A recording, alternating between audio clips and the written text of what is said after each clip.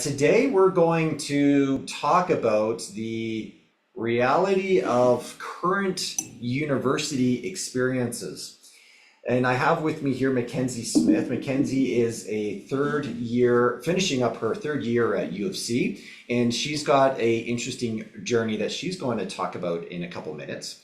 And I'm going to be asking her some questions around the last couple years of her journey at U of C, and also how she goes about studying, because she is in a unique situation where she started off doing basically two different streams, science and humanities.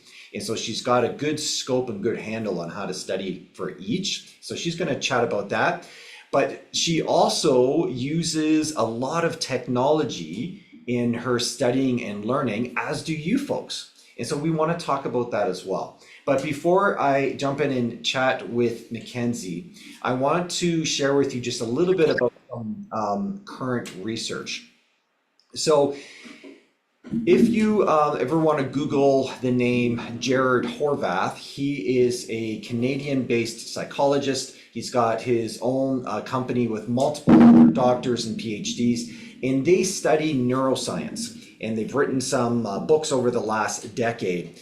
And on their recent book about taking a look at the brain and how we look at memory, he talks about how the brain organizes information. Now, granted, there is not enough research and information right now to help us understand how does the brain organize digital information, but they do know some things.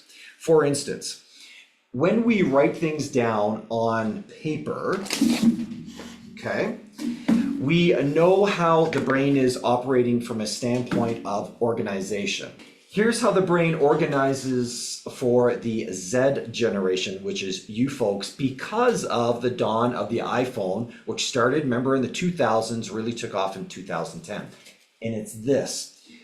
When we have vertical organization of our data, and I don't just mean slight vertical, it's not just this, but it's constant.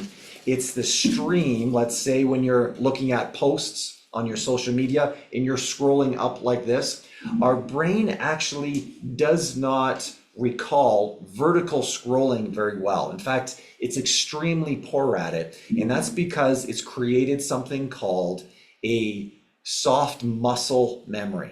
And it's not muscle like this, but it's just a term that's coined that means repetitive nature of scrolling down where your brain does not actually recall that information.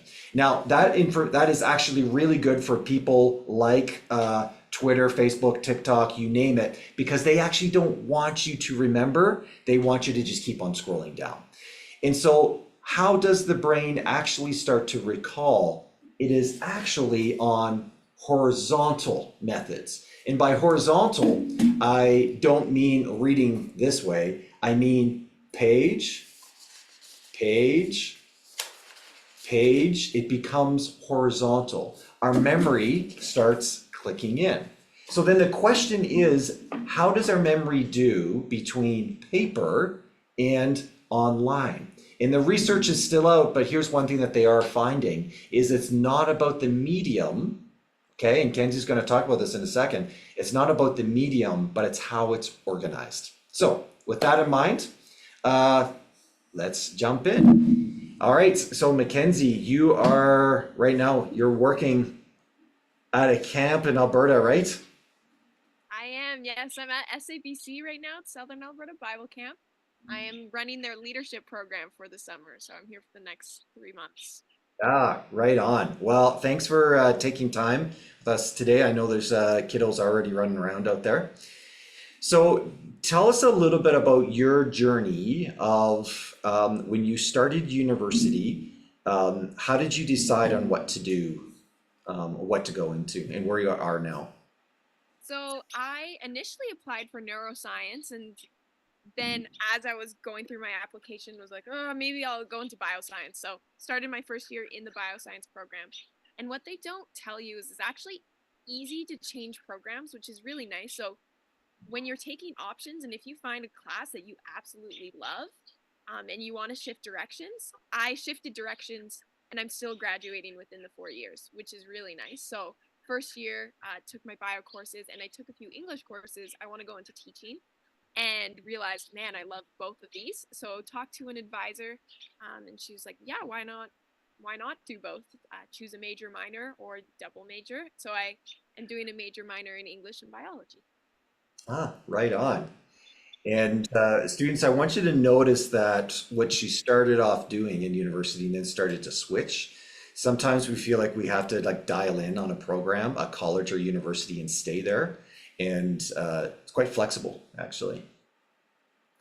So when you started and think about your first year and then going into now where your third year is, what were some things that you noticed going through your first year that really stood out as not even just different from high school, but yeah, I guess actually, what is different from your high school experience that you're like, okay, what did you have to adjust to?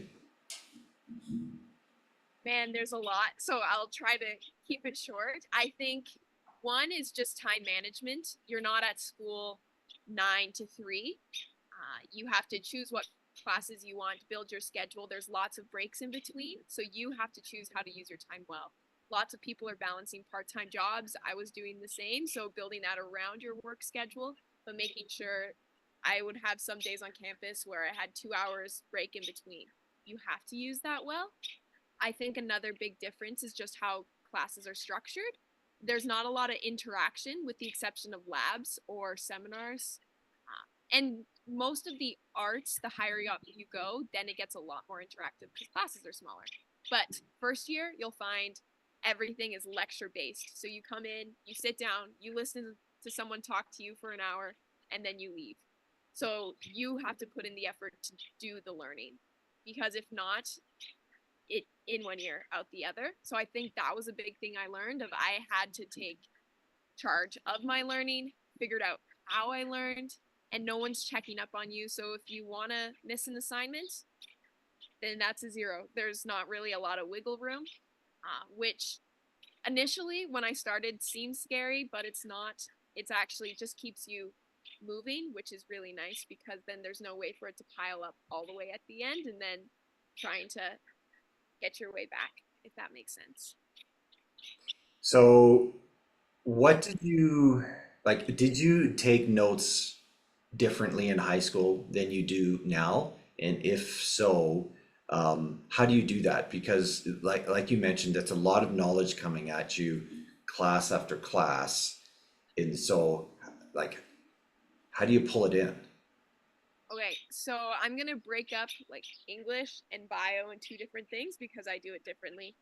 So sciences in high school, I either did very detailed notes or I didn't take notes at all. I cannot do that in university. So normally now how I do things is teachers give you a copy of their slides for their lectures. So in the lectures, I have the slides. I have friends that print it out. I have an iPad, so I just have the slides on my iPad here, and I follow along as she is teaching. And that way, you don't have to write down everything you see on the slide. You just write down, oh, she really stressed this point. Put a star beside that. Oh, this wasn't actually written down, but sounds important. Or just things that help me remember how to understand what she said. And then afterwards, I make notes or I make flashcards. And that's really nice. And along with the idea of vertical, horizontal, I like to actually write them out on my iPad, which is nice. Or I will type them out, but I need to print them because and then I can highlight, I can see it, I can feel it, that kind of thing. Because if I'm just reading what I typed out, I'm not actually taking it in. So that is what I do for the more science side of things. I have the slides ready to go. I make notes. Afterwards, I make more detailed notes and make questions for myself as I go. Because then as I go back to study, I've already made myself study guide questions, which is really helpful. Hmm. On the other side, for English, it depends on the teacher. It's a lot more variation. One thing I would stress is do all the readings. Bio and sciences, they give you a lot of extra readings just to help if you're struggling. English, when they give you a reading, they will test you on it. So I found, okay, I actually can't just skip or skim. I actually need to understand what I'm reading. And I do tabs in my books, especially if a prof continually brings you back to a passage. You tab it. I have a different color for those ones, so I know that that's normally something they'll bring up. As well as that's really helpful for writing papers because and then I already have important passages tabbed that I'm like, oh, I think I remember there was a quote about that, and it's easy to find because you don't want to read something beginning of the semester, realize, oh, I want to use that for a paper, and then have to reread the whole thing because that's just not wise with your time. It takes a lot of it. So you read it well the first time, make notes for yourself so that if you need to go back, you already have an outline and can find everything you need without having to do an in-depth review. Okay, so in sciences, do they give you practical tests like multiple choice tests? Yep. Okay, For the most part, it's multiple choice and then some written, as well as lab exams are a whole different ball game. Lab exams are normally all written or practical, like actually practical, say do this thing. okay. And then humanities, is it also test based or is it mostly assignment based? For the first couple years, it was more test based and depends on the prof. I had some profs do more multiple choice tests just because if it's a big class, that's easy to mark, or essay type things where you have an hour write about this. And now it's more paper based. And so I just finished my third year going into fourth. Okay. So students, those are some really solid ideas of like, am I on the right track in terms of how I record the data from the teacher and then study it? And so you said you make cue cards. And so the idea is for on the sciences side, it's like that memorization of the concepts. Yeah, memorization of the concepts. And I think important with that is that it's you're not just memorizing your words or your phrasing, but actually the concept itself so that you can apply it well. Um, and what I mean by that is I would have something written out, a process, and then I would explain it on the back. I had actually not a lot of notes, but if I was able to explain every step in detail, I knew it was good. If I couldn't, I would go back to my notes, look through things, fill things up, ask more questions for myself. Could I explain this differently? Could I run an experiment on this? They actually love questions like that of, or if you have a process and this doesn't work anymore, what happens? So making different types of questions that's not just, ah, what's this? It is this. But what happens if that makes sense? So thinking out of the box, especially as you're studying, because the questions aren't always straightforward. Yeah, it's not just going to be regurgitation, right? They want you to think. Okay. And then on the humanity side, do you study the same way for humanities? No. For humanities, oh, this is actually also a side note. If you don't understand or you don't know how to study, what the test is going to look like for science or humanities, ask the prof. Use their office hours. It is so helpful. I didn't do that until maybe this past year, and I did so much better because Mm, they are willing to help when you put the effort in. So if you go to their office and say, "Hey, I don't understand this thing," or "I don't know how to study for your tests. Do you have any pointers?" They actually help you out a lot. So that's a side note. Use your profs as resources. They are willing to help. And even for my classes are smaller now, you have actually relationships with your profs that mm. they're willing to do reference letters. They're willing to actually listen to your thoughts in class a lot more than if you just showed up only for class and showed up late and they don't know your name. So I find that, yeah, actually go to office hours if you're struggling. For humanities tests, it looks different quite often. Depends on the prof. So I wait for them to say, this is what the test is structured like, and then I figure out how to study for it. So if it is more of a writing test, then I'm going to read up on the topic it's on and memorize some quotes so that I can support my evidence. If Mm, it's more of a, okay, I'm going to give you this passage, tell me where it is, who wrote it, and the significance of it, then I'm looking at all of my tabs and I'm doing, okay, these are all the important quotes of everything we read. Now I make my flashcards or Quizlet or go over it with friends. Then, okay, I know the main quotes, I know who wrote them, I know the publishing dates. Great. That's how you study for that kind of test. So it depends. Those are the two main types of tests, or there's close reading tests, mhm. where those are the ones where profs are like, I'll give you something and I want you to explain it to me, pull out something new. So I just practice on my own, pull out a quote, be like, how would I close read this? Get something meaningful from this. Check it with my friends. Say, is this good?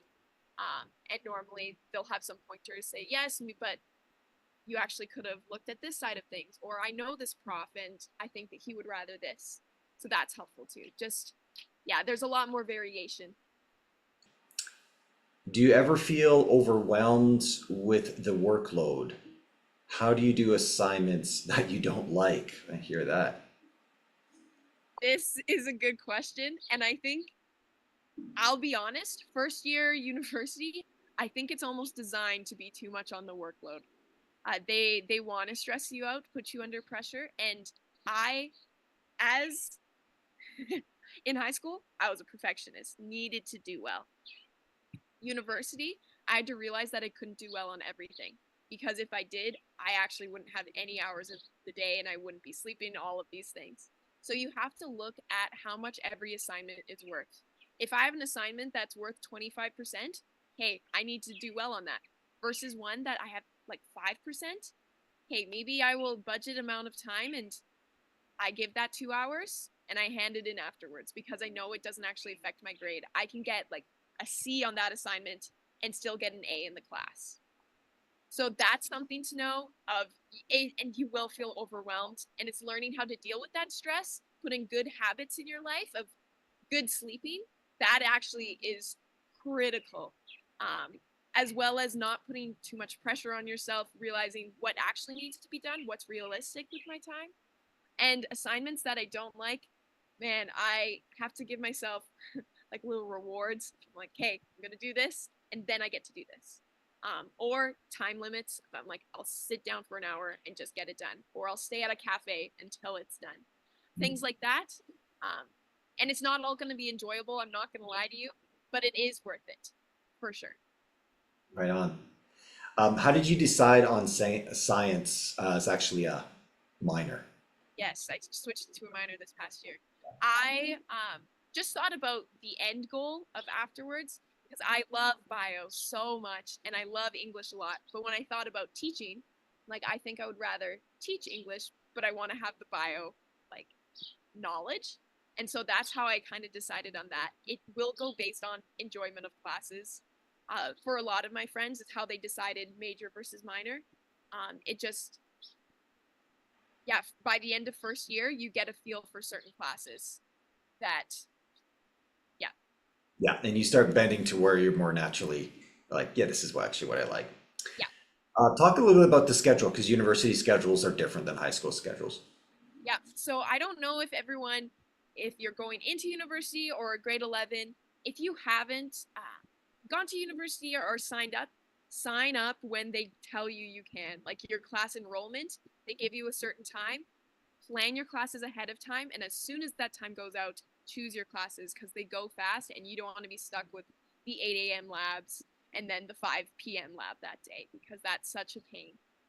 It's for university, for like U Calgary, I should say. Lectures are normally about 50 minutes.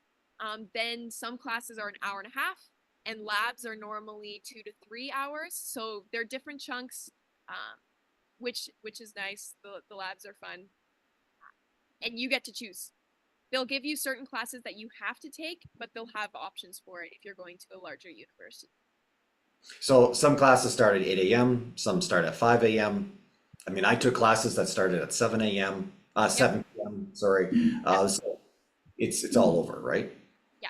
And some you can have like a day where I had like Thursdays this past semester, 5 classes. But then Wednesday I had 1 class and it was online. So there's also a flexibility of you might not be going into the university every day. You get to choose. And you don't have to take 5 classes either. It's you could do 4 classes, and 2 classes in the spring. You're still caught up. Or even 3 classes. Like you can choose your workload, especially if you're nervous for this first year. I had a lot of friends do 4 instead of jumping into the 5. Especially in sciences, labs take a lot of your time, and 4 classes can feel more manageable. So when we think about the school year, you start beginning of September, Yep, then you got a break in November. yep. And then exams are in December. You're done by mid-December. Wow. And then the next semester you start in January, and I was done by mid-April, and you still have a reading week in there. So the semesters fly by. And then if you want to take a spring, or is it a summer? Spring. There's spring and summer, Yeah. and they're shorter. So the spring is from May to June, and then summer is July to August. So there's really 4 sessions or semesters, we could call them, that you could be taking courses. Awesome. Okay, last question. We just have a couple minutes left. Let's talk AI. How do your profs, what do they think about AI? What do they communicate to you? This has been an interesting one this past year that they've started changing their messaging towards that, specifically in English, because you can write and say, write me this.